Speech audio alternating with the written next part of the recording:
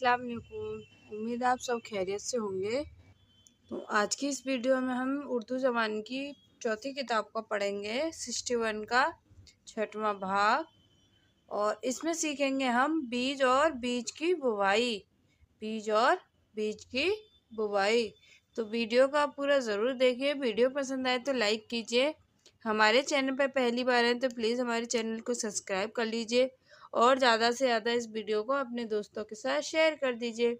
और अभी तक आपने हमारे चैनल को सब्सक्राइब नहीं किया है तो प्लीज़ हमारे चैनल को सब्सक्राइब कर लीजिए।